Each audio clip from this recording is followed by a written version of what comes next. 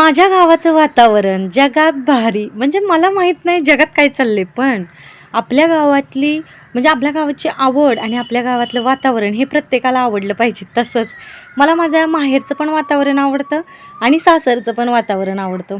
तर चला मित्रांनो, मी आले होते आज हिंगणोळपर्यंत चालत गेलो होतो. कारण काय होतंय, आता रानातली कामं नाहीत त्यामुळं घरीच असत्या आणि घरात पण काय घरातली कामं, जास्त बाहेर जाणं नसतं त्यामुळं होतच नाही जास्त चालणं. मग म्हटलं थोडंसं चालायला पण जावं.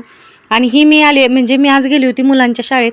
मुलांच्या शाळेतलं काम केलं आणि येताना ना मंगळसूत्र पटवाय गेली होती. कारण काय झालं होतं तुम्ही बघतच असाल, कितीतरी दिवस झालं माझ्या गळ्यात प्रत्येक व्हिडिओला वेगवेगळं मंगळसूत्र असतं किंवा वेगवेगळं मी घालत असत्या.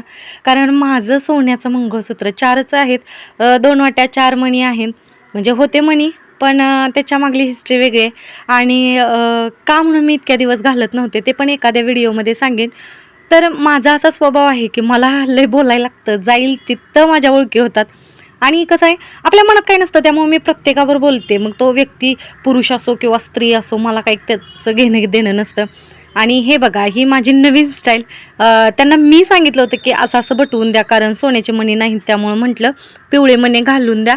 तर तुम्हाला नवीन स्टाईल म्हणजे बटवण्याची पद्धत तुम्हाला कशी वाटली? लांबून तर खूप सुंदर दिसते, पण जवळ घातल्यानंतर ना ते जरा वाकडं तिकडं होते. पण असू दे, आता इतकं कष्टानं पटवलं, एक एक मणी ओवलाय, तर म्हटलं घालावं थोडे दिवस आणि नंतर मग थोड्या दिवसानं बघू. तर कसं वाटतंय बघा बरं का.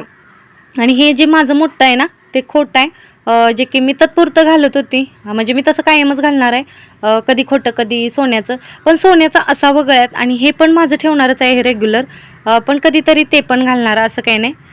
तर कशी वाटली आणि हे पण सांगा. आणि काय झालं माहिती आहे का, येताना आमच्या गावातच गणपती तयार करतात बरं का. मग तिथं मी गेली होती आणि ही मूर्ती मला इतकी आवडली, मी किती दिवस झालं येता जाता बघत होती. तर म्हटलं चला जरा स्टाईल मारावी म्हटल्यावर मी नंतर ब्रश वगैरे फिरवून तुमच्यासाठी बरं काय. असं नाही की मी कधी म्हणजे तयार वगैरे करायला गेलेलं नाही, पण तुम्हाला दाखवायसाठी. म्हणजे खोटं आहे बरं का, त्याच्यात ना पाणी ना काय ब्रश ना भिजवलेला. पण ही मूर्ती मला इतकी आवडली ना, एक नंबर मूर्ती आहे. आणि त्यांनी असे 12 पीस तयार केलेत बरं का. आणि तुम्हाला जर पाहिजे असेल तर नक्की येऊन घेऊन जावा. आणि ह्या छोट्या छोट्या मूर्त्या आहेत त्या पण सुंदरच आहेत. कलर काम दिल्यानंतर तर ना ही मूर्ती एकच नंबर दिसणार आहे, जी की मला लय आवडली.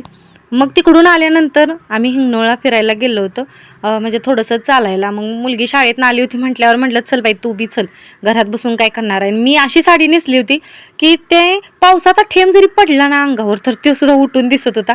तर कसा वाटला व्हिडिओ कमेंट करून नक्की सांगा.